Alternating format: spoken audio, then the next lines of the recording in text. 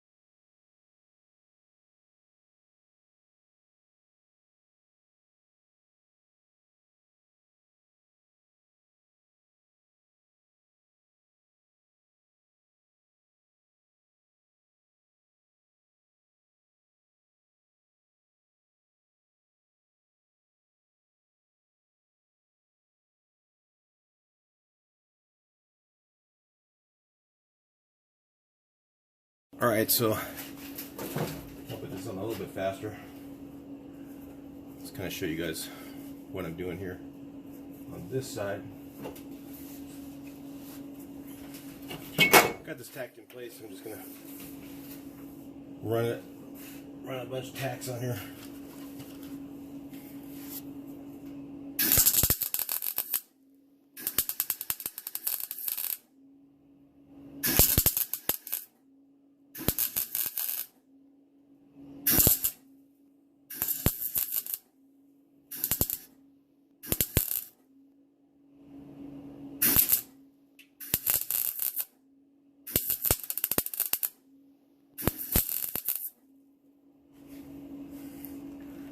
Didn't get it real clean.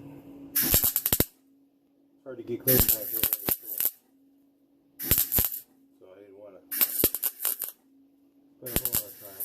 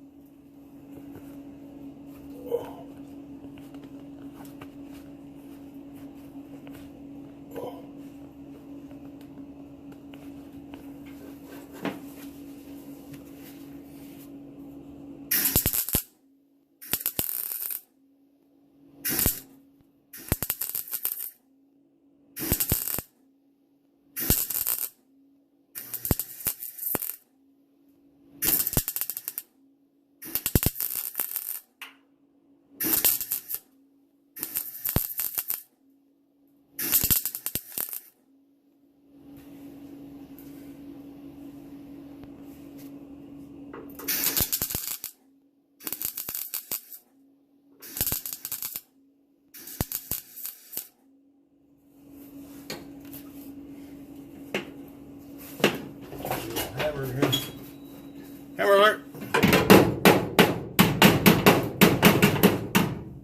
Well, if I could get it in there, it'd be better.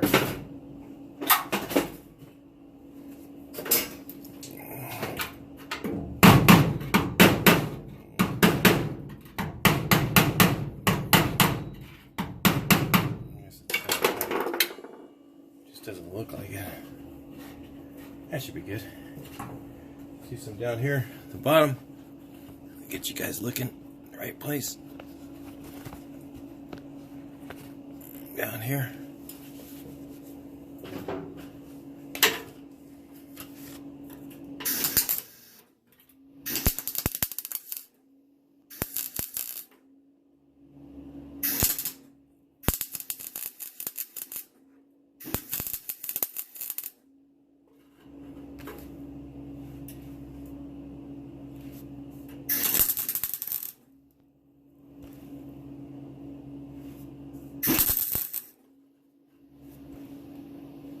Missed it.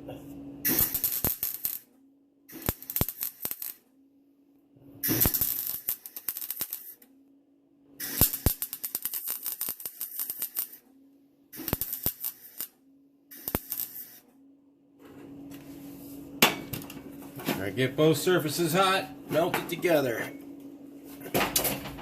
That's welding.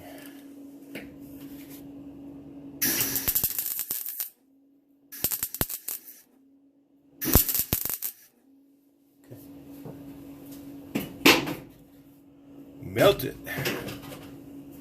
Okay, I got half that door done. What a pain. That's that side. To make a piece of metal to cover over the top of this thing. I cut out the rust and I treated inside of it anything that was rusted out or really thin. And this was actually pretty solid right here, so I used that to tack it in place. Now I'm going to put another piece over the top of it, and then I'm going to weld that in the bottom, weld the top, maybe something along the side, maybe something in this groove here. I don't like to weld in grooves, but I guess I could just finger fill that, and if it was a little bit rounded, that wouldn't bother me at all, because it's really not a visible area, especially when the cabinets and everything get in here. You're not going to see anything like that. So, and I gotta weld that in still, the corner down there. So I'll bring you back in. I'll show you what I came up with.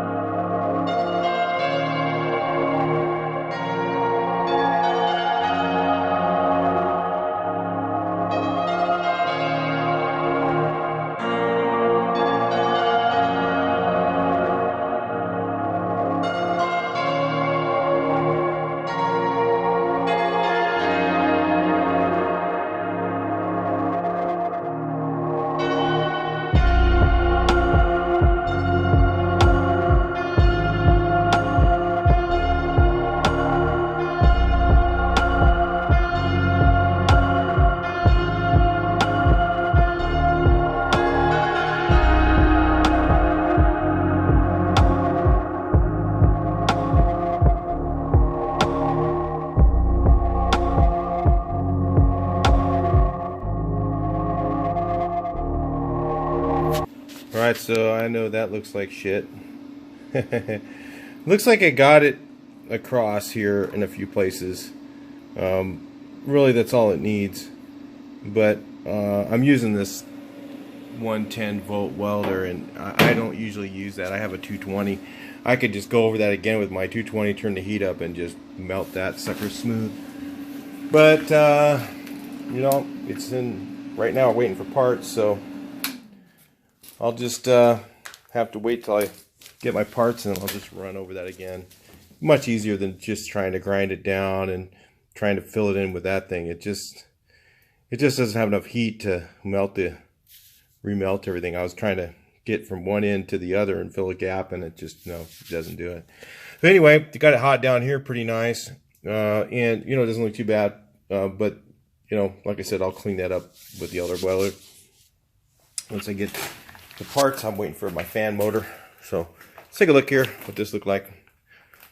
Once you grind them down, it looks about like that there. I don't know if you can even see it. Let me get a light here. Yeah, it's not too bad. This one I missed right there. I have to knock it down and hit it again. But yeah, it's so hard to do with the 110 welder. You just don't get penetration as easy. So then I got this all done. That one turned out pretty good. I mean, those are all, I can see that most of them are hitting. The ones that aren't, were misses. So can see very good. So I got this piece on. It's up too high. I'm going to grind it down. Once just going to take the grinder and just grind it down to that level right there. You can see that. So that goes. Then I got the corner to finish there. Just got to grind it. I got all this stuff to do. I still got all this to do, all that to do, and this half of this thing to do, and this whole door, same thing. Got to cut it out and peel it out of there. And then I still got to do this piece and this edge.